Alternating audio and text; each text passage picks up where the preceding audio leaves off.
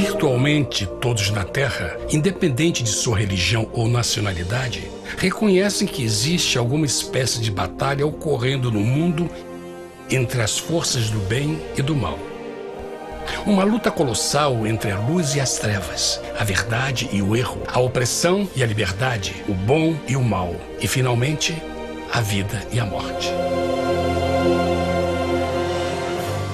Qual é a história por trás deste evidente paradoxo? Muitas religiões, assim como a Bíblia, ensinam que além deste véu tridimensional do mundo físico que vemos, existe outro mundo espiritual que não podemos ver. Nesta realidade invisível ao nosso redor, se desencadeia uma batalha titânica entre o herói supremo e justo contra o vilão mais cruel e maligno. A grande pergunta é: quem são esses personagens e como e onde começou esta crise cósmica?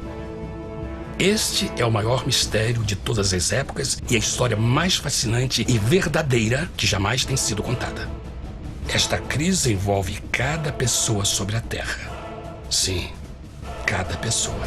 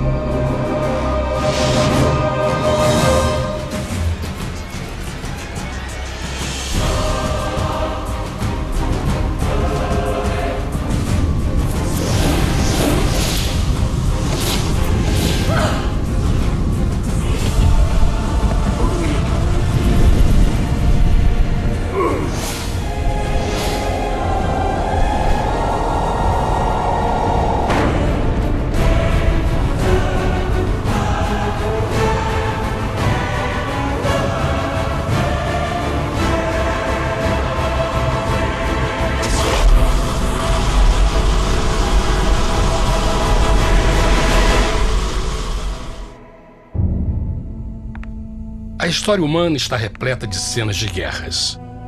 E todas as pessoas já experimentaram conflitos. Mas para entender a origem do mal, devemos viajar ao passado para a Primeira Guerra do Universo. Porque esta guerra não aconteceu na Terra. Antes que o nosso mundo existisse, houve uma guerra no céu. Mesmo as palavras guerra no céu soam como uma contradição. É quase inimaginável para nós que pudesse haver batalhas e conflitos entre as criações de Deus no paraíso. O que pode ter causado este conflito celestial? Graças a um livro antigo chamado Bíblia, temos detalhes suficientes para poder juntar as peças e desatar os nós. Mesmo que trágica, é uma extraordinária e bela história de amor que vai desde o princípio dos tempos até tocar pessoalmente a você, a mim e a cada indivíduo na Terra. Nossa história começa há muito tempo atrás na capital do universo. Em um lugar chamado Céu, que estava repleto de seres angelicais que amavam fazer a vontade de Deus.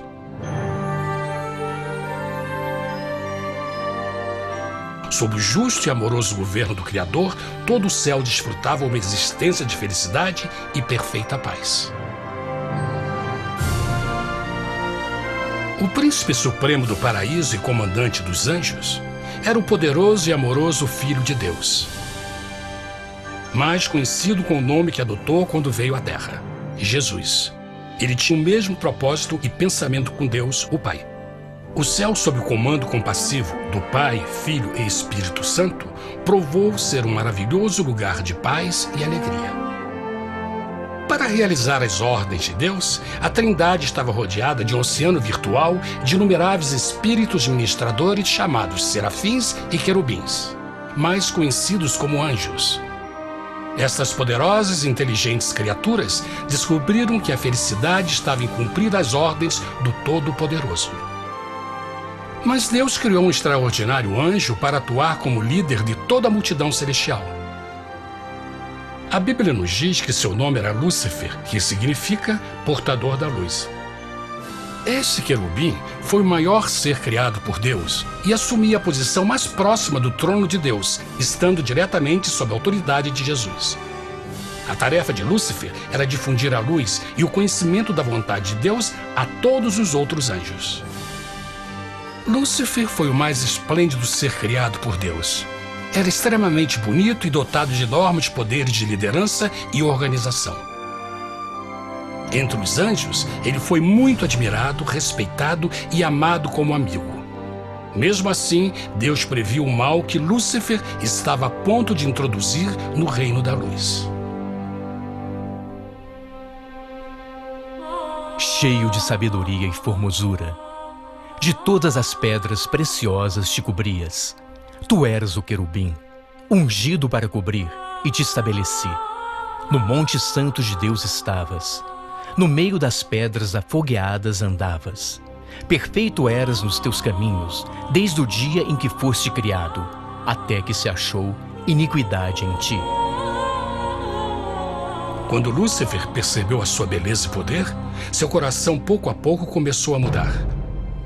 Permitiu que seu enfoque se afastasse de Deus e direcionou seu amor para si mesmo. Talvez nunca saberemos completamente como e porquê estas sementes de rebelião germinaram em seu coração. Mas o profeta Isaías nos dá uma visão do pensamento de Lúcifer. Como caíste desde o céu, ó estrela da manhã, filha da alva! Como foste cortado por terra, tu que debilitavas as nações! E tu dizias no teu coração: eu subirei ao céu, acima das estrelas de Deus exaltarei o meu trono.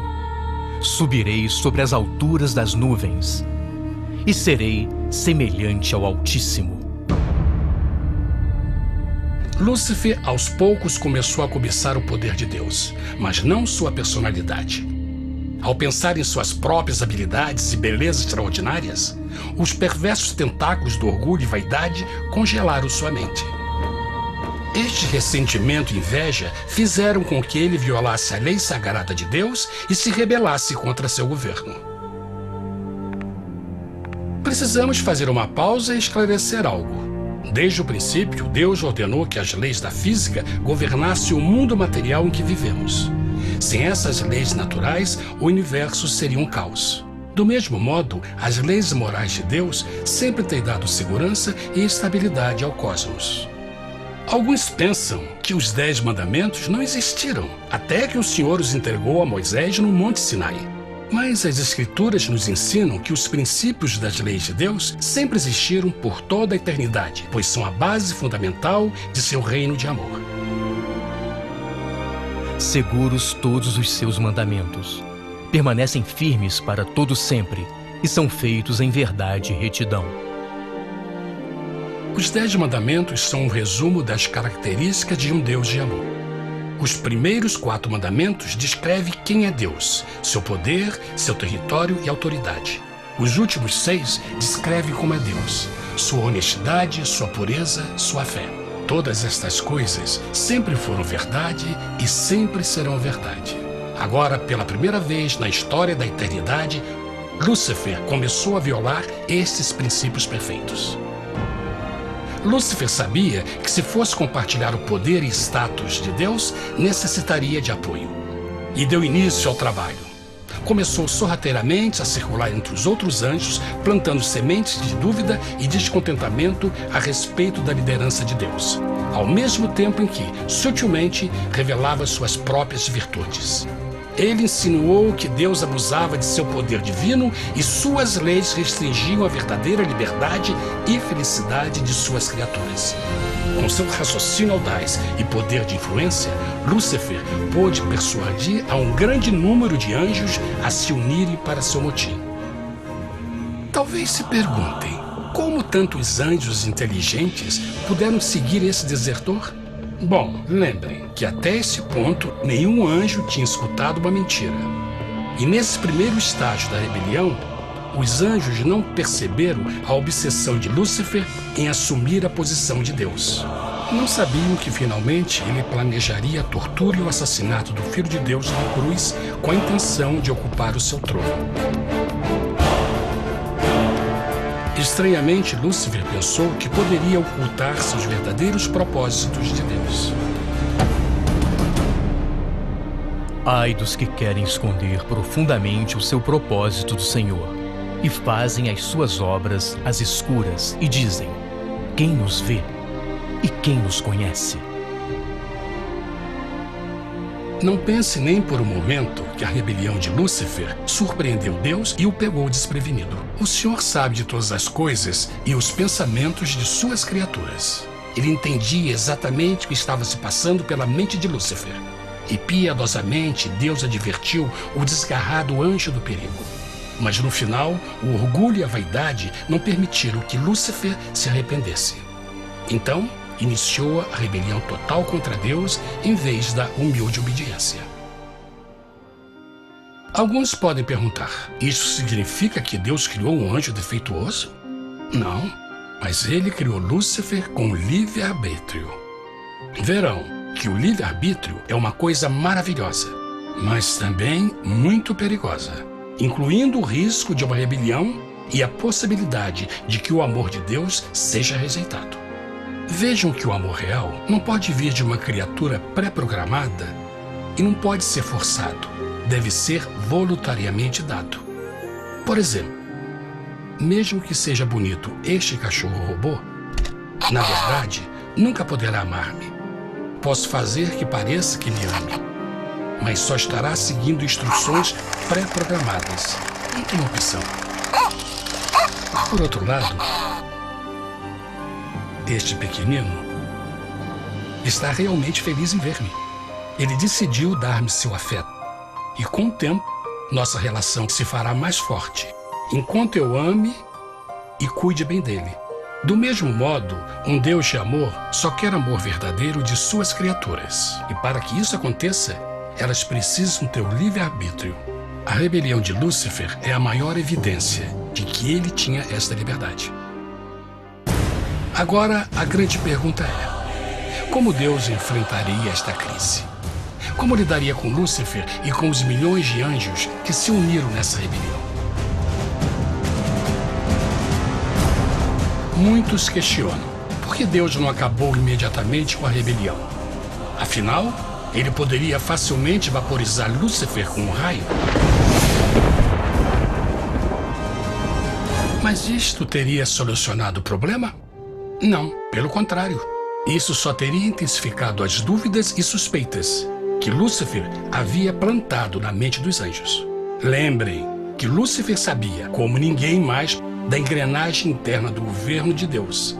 Sua destruição seria vista como parte de uma grande armação, e a razão que o motivou a servir Deus teria sido o medo da represália e não o amor.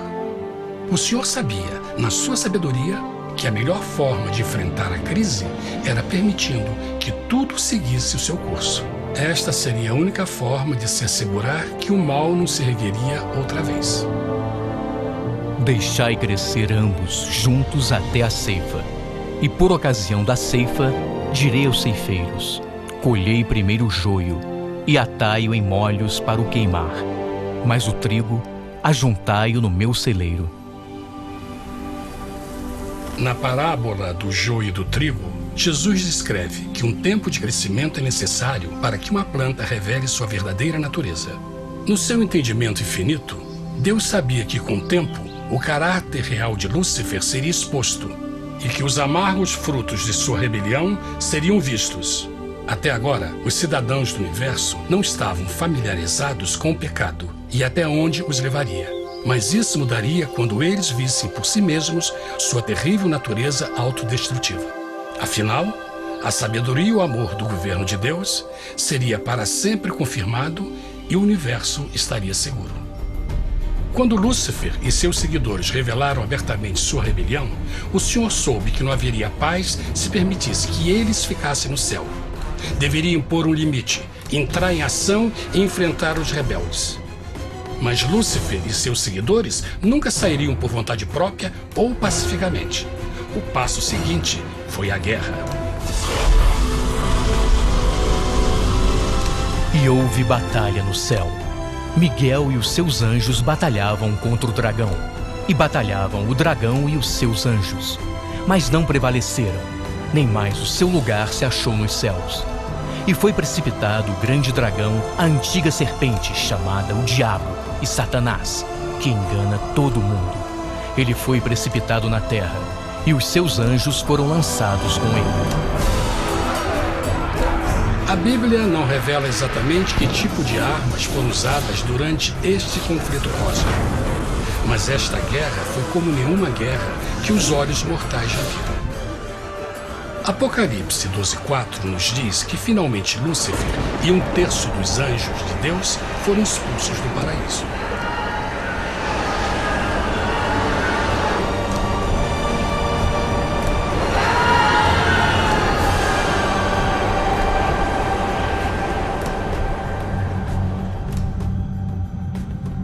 Mas e agora? Lúcifer tinha milhões de anjos ao seu lado, mas precisava de um pedaço de chão para continuar sua rebelião. Rápido, muito rápido, o universo começou a entender o quão doloroso e caro o pecado poderia chegar a ser. Mas a guerra não tinha terminado, apenas começava. Lúcifer, o portador da luz, agora virou Satanás, o adversário.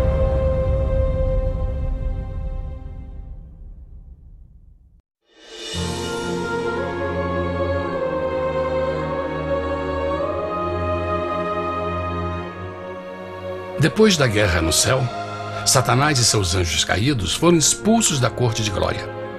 Por um tempo, o diabo e seus demônios vagaram pelo universo buscando inutilmente mundos que se compadeceram e se uniram à sua rebelião. Enquanto isto, o coração de Deus sentia intensamente o vazio que deixou a perda de Lúcifer e seus anjos. Então o Pai, o Filho e o Espírito Santo retomaram seu trabalho favorito, o maravilhoso trabalho da criação. Decidiram fazer um mundo novo, pleno, com muita variedade e diversas criaturas de amor. Este novo mundo seria único, porque as criaturas principais seriam feitas à imagem de Deus. Para eles, o Senhor também daria o domínio deste planeta novo, que conhecemos como Terra. No princípio, Deus criou a terra. E viu Deus tudo quanto tinha feito, e eis que era muito bom. Que imagem maravilhosa! Deus forma um novo mundo, nosso planeta, Terra. E em cada maravilhoso dia da criação, algo novo e espetacular começa a fazer parte da cena. Por exemplo, no terceiro dia, Deus falou e uma linda e exuberante vegetação fez parte da existência. Plantas de todas as cores, formas e tamanhos. No quinto dia, o mundo estava repleto de espantosas e exóticas criaturas, que podiam tanto se elevar aos céus como deslizar pelas águas azuis. E outras podiam fazer as duas coisas.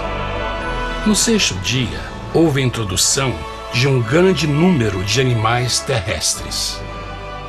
Desde o gigante elefante até o pequeno esquilo, cada um encontrou um lugar nesse novo planeta para viver em harmonia com o resto da criação. E também no sexto dia, Deus criou o homem.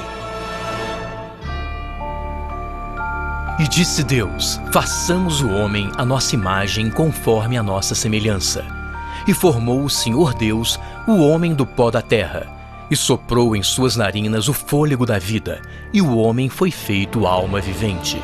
E plantou o Senhor Deus um jardim no Éden, do lado oriental, e pôs ali o homem que tinha formado.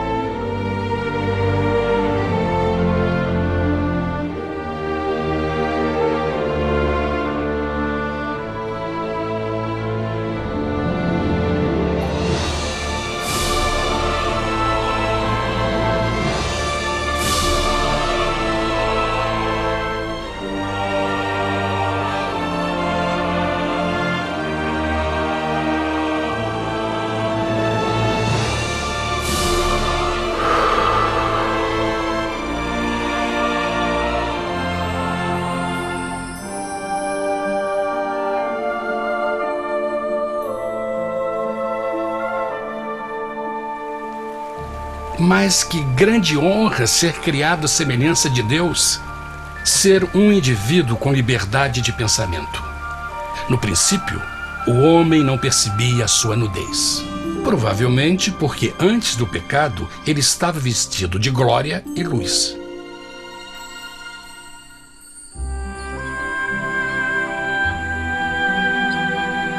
Deus também criou a companheira perfeita para Adão, sua bela esposa Eva.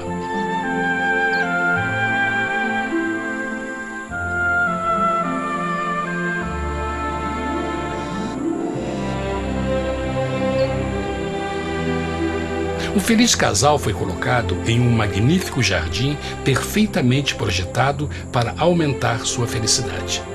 Para Adão e Eva e as outras criaturas da terra, também foi dado o privilégio divino de procriar a sua própria imagem. A intenção de Deus foi que a raça humana tivesse domínio sobre este paraíso perfeito para sempre.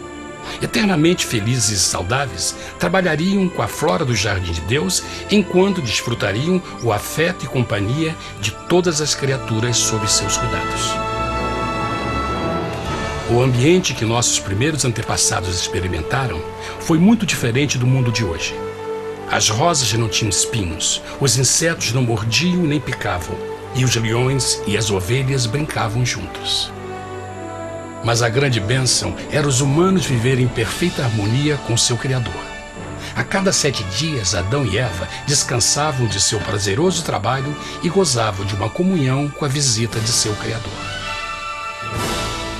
Era um mundo esplêndido e maravilhoso.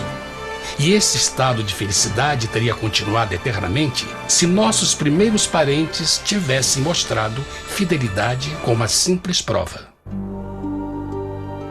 Mas da árvore do conhecimento do bem e do mal, dela não comerás, porque no dia em que dela comeres, certamente morrerás. Visto que o adversário havia contaminado o universo com sua rebelião, o Senhor viu a necessidade de uma simples prova de amor e lealdade. Lembrem que os anjos bons acabaram de ver 1/3 de seus amigos serem expulsos do céu durante a guerra. Como estariam seguros de que esses novos humanos não se uniriam a Lúcifer e causariam problemas? Então o Senhor plantou uma árvore no jardim, uma árvore cujo fruto não deveria ser comido sob pena de morte. Ao passar por esta simples prova de obediência, Adão e Eva mostrariam a lealdade para com Deus e a fé em sua palavra. Ainda mais, era uma prova de amor. Por isso, Jesus disse em João 14: "Se me amais, guardais meus mandamentos." Mas alguém mais soube desta prova de fé e estava determinado a usá-la em seu favor. Satanás estava com inveja dos humanos que desfrutavam da bendita vida que ele perdeu. Sua feliz existência estava em total contraste com a sua, que agora estava cheia de culpa, pecado e miséria. Com ressentimento e raiva, não estava disposto a deixar o casal em paz, pois o pecado sempre buscará arrastar a outros consigo.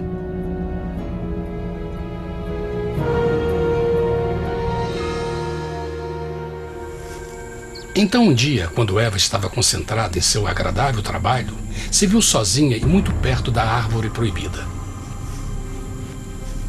Foi quando Satanás viu sua oportunidade. Através de uma serpente hipnotizante, o anjo caído chamou Eva até a árvore e a envolveu em uma conversação.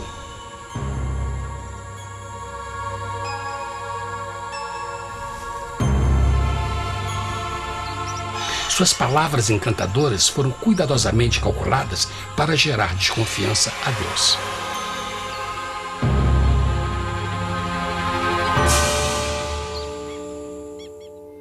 A serpente replicou à mulher: "De modo algum morrereis. Deus sabe que no dia em que dele comerdes, vossos olhos se abrirão e sereis como Deus, conhecedores do bem e do mal." A mulher notou que a árvore era boa para comer, pois era atraente aos olhos e desejável para alcançar sabedoria. Colheu o seu fruto e comeu. Deu também ao seu marido, que comeu assim como ela. Tragicamente, quando Eva escutou a suave e sedutora voz do tentador, começou a ter certas dúvidas da palavra de Deus. A serpente enganou-o com a promessa de grande poder e sabedoria. Isso chamou sua atenção. Além disso, aparentemente um fruto deu à serpente a habilidade de falar. Que outros poderes poderia dar a ela? E mesmo tendo acabado de conhecer a serpente, ela confiou em sua palavra acima da de Deus, quem a criou, e lhe deu um paraíso para viver. Então Eva comeu o fruto proibido e convenceu seu esposo a fazer o mesmo. Adão poderia ter escolhido ser fiel a Deus, mas colocou seu amor pela esposa acima do seu amor por Deus.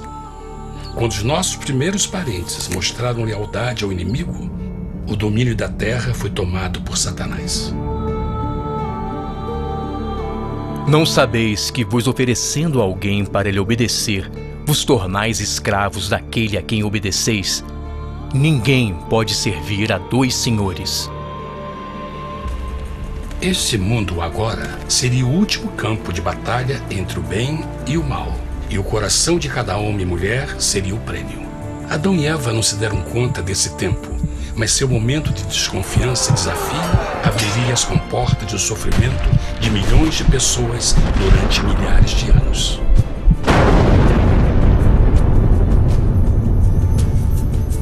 Portanto, como o pecado entrou no mundo por um homem, e por ele a morte, e assim a morte transmitiu-se a todos os homens naquele em quem todos pecaram. Nossos primeiros parentes logo enfrentaram o terrível resultado de seu pecado. Em estado santo, Adão e Eva resplandeciam com túnicas de glória. Depois de pecarem, suas túnicas naturais de luz se desfizeram e eles ficaram mortificados com a sensação de sua nudez. Vergonha e temor tomaram o lugar de sua alegria e paz e trataram de cobrir sua nudez com folhas. Agora eles se encontravam sob constante influência do diabo. Ao ceder à tentação, debilitaram sua natureza, e Satanás ganhou poder sobre a humanidade. As pessoas não podiam resistir às tentações do diabo com sua própria força. Por último, e o mais aterrador, se encontravam vivendo sob a pena de morte iminente. Deus havia advertido que a desobediência traria a morte. Já tinha experimentado a morte espiritual. Quanto tempo passaria para sofrerem a morte física também? Nesse ponto, seu futuro não tinha nada mais que escuridão e desespero. Tendo expulsado o homem, colocou diante do jardim do Éden os querubins com o cintilar da espada flamejante, para guardar o caminho da árvore da vida. Como o pecado provocou a expulsão dos anjos caídos de seu lar celestial, agora pela desobediência, Adão e Eva foram tirados de seu jardim, seu lar no paraíso.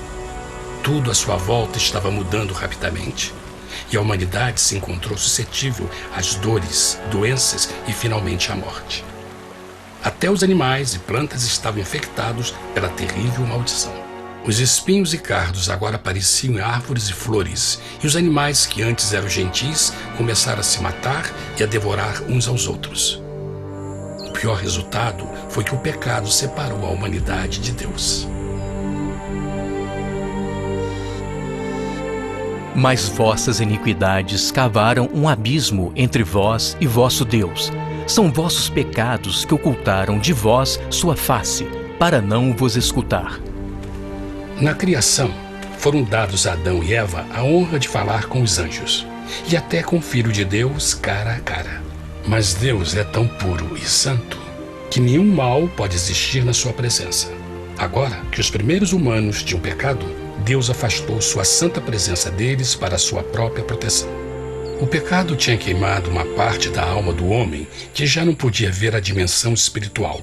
Deste momento em diante, a comunicação com o céu seria limitada. Mesmo com todas estas maldições caindo sobre Adão e Eva, o coração do Senhor se encheu de compaixão. A lei que haviam violado não poderia ser alterada para salvá-los, pois é tão sagrada e imutável como Deus mesmo. O Senhor sabia que havia só uma maneira na qual o homem podia se redimir. Então um plano foi revelado, nascido do fundo do coração de Deus. Um plano para salvar o homem de seu encontro com a morte eterna e restaurar tudo que estava perdido com o pecado. Seria de grande intensidade, alcance e poder. mas seria um plano que também implicaria num enorme sacrifício. O amor de Deus para conosco se manifestou por ter enviado ao mundo seu Filho unigênito, a fim de vivermos por ele. Nisto consiste o amor, não em termos nos amado a Deus, mas em ele nos ter amado e enviado seu Filho para se sacrificar por nossos pecados. As Escrituras claramente ensinam em Romanos 6:23, o custo do pecado é a morte. A lei violada demandava a vida do pecador e só tinha um em todo o universo qualificado como substituto da humanidade. O Criador só podia pagar a dívida de suas criaturas tomando seu lugar. Então Jesus Cristo, o Filho de Deus, concordou em deixar a pureza, glória e segurança do céu. Ele viria para morrer em nome do homem em seu malvado e renegado planeta. Ele nasceria como um inocente e indefeso bebê, suportaria uma vida de dor e vergonha e mesmo assim viveria uma perfeita e vitoriosa vida. Finalmente, ele teria uma morte humilhante para poder ser o substituto da humanidade caída. Por seu sacrifício, a humanidade incrivelmente receberia uma nova oportunidade de ter a vida eterna. Seu sangue seria o resgate para um mundo raptado por Satanás. Este maravilhoso plano de redenção foi graficamente ilustrado no sistema de sacrifício de animais ordenado por Deus depois da queda do homem. O Senhor tinha avisado Adão e Eva que iriam morrer no dia em que comessem do fruto proibido. E como que permaneceram vivos? A Bíblia nos diz que imediatamente depois do pecado, Deus providenciou roupas na forma de peles de animais. É bom notar que o Apocalipse se refere a Jesus Cristo como a ovelha que foi morta desde o princípio do mundo. Isto indica que uma ovelha foi sacrificada no mesmo dia para prevenir suas mortes imediatas. Pela fé, neste sacrifício, suas mortes foram simbolicamente transferidas deles para a criatura inocente. A ovelha certamente era a representação de Jesus. Assim, um raio de esperança foi dado em uma situação de escuridão e desespero. Através do arrependimento e a fé no sangue do Messias, qualquer humano poderia uma vez mais ser filho de Deus. Mas mesmo com este grande plano para a humanidade, Satanás ainda tinha o domínio da terra. E a vida na terra não estava fácil. No mundo haveis de ter aflição, mas coragem, pois eu venci o mundo. Naturalmente, muitos se perguntam, como um Deus amoroso e poderoso permite dores e sofrimentos no nosso mundo atual? Mas está claro desde o Gênesis que Deus nunca quis que nós tivéssemos o conhecimento da dor dessa vida. Quando o mundo saiu das mãos de Deus, a terra era um maravilhoso paraíso. Foi o pecado de Adão e Eva que deu a Satanás o direito de assumir o controle deste planeta. Devido à sua trágica eleição, o diabo e seus súditos ganharam o poder de tentar e atormentar os humanos, introduzindo a doença, a dor e o sofrimento. Talvez fosse melhor perguntar: por que Satanás não tem o controle total da humanidade? A resposta é Jesus Cristo. Talvez já perceberam que a morte de Jesus na cruz deu a cada um de nós a oportunidade de sermos salvos, mas na verdade fez muito mais do que isso. Quando o Salvador ofereceu sua vida para redimir a terra, esse ato poria restrições ao controle de Satanás sobre a humanidade. Satanás não poderia forçar nossa vontade e seu poder de nos ferir seria limitado. O sacrifício de Cristo também nos trouxe um tempo de prova, durante o qual poderíamos ver a diferença entre o governo de Deus e o de Satanás, e então decidir a quem servir. Finalmente, pelo sacrifício que fez Jesus, o reino de Satanás chegará ao seu final, e um dia a terra será devolvida ao homem mais maravilhosa do que era no princípio. Mesmo Adão e Eva tendo começado suas vidas como exilados do paraíso, ainda tinham esperança. Deus providenciou peles de animais sacrificados para se cobrirem. Mas o mais importante, ele prometeu o sangue do Cordeiro de Deus para pagar por seu pecado, se aceitassem a Cristo e se arrependessem. Uma grande pergunta permanece: as pessoas aceitaria o grande presente de Deus? Como escaparemos se agora desprezarmos a mensagem tão sublime da salvação? A incrível história que acabaram de escutar é verdade e afeta vocês. Pois, pelo desejo de Satanás de ser Deus e a desconfiança e desobediência de Adão e Eva, todos nós nos encontramos em uma situação perigosa.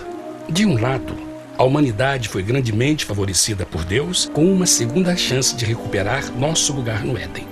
Por outro lado, se nós desistirmos de aproveitar esta grande chance, nos tornaremos escravos de Satanás e finalmente seremos destruídos quando Deus limpar o universo do pecado. Amigos, não há melhor hora de fazer sua escolha por Jesus do que agora mesmo. Nenhum de nós sabe quanto tempo mais teremos que viver nesta terra.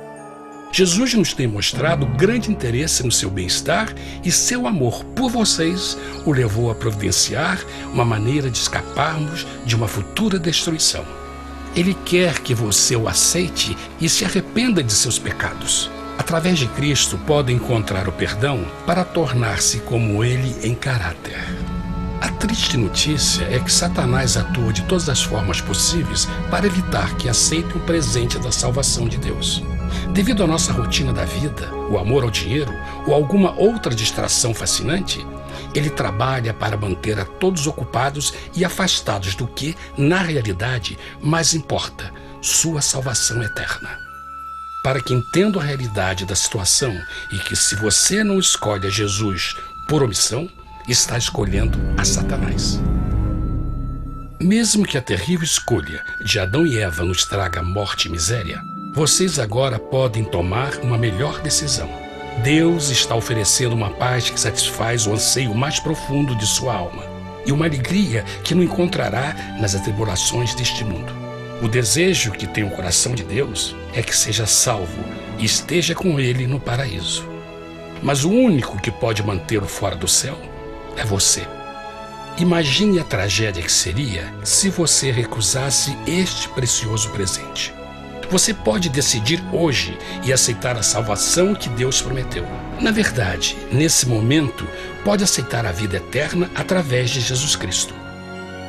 Posso convidá-lo para que acompanhe agora mesmo em uma simples oração, aceitando sua maravilhosa oferta? Por favor, repita depois de mim. Querido Pai Celestial, venho a Ti agora e humildemente pedir Teu perdão. Senhor, confesso que sou um pecador e violei Tua santa lei. Entendo que a pena por esse pecado é a morte. Acredito que Jesus Cristo sofreu e morreu na cruz para receber o castigo por todos os nossos pecados. Acredito que Jesus ressuscitou e eu o aceito como meu Salvador pessoal. A partir deste momento em diante, Te dou o meu coração e eu o aceito como o Senhor da minha vida. Por favor, perdoa todos os meus pecados e envia Teu Espírito para ajudar-me a fazer a Tua vontade. Te agradeço por Teu grande amor e aceito Teu presente da vida eterna. E eu oro tudo isso em nome de Jesus. Amém.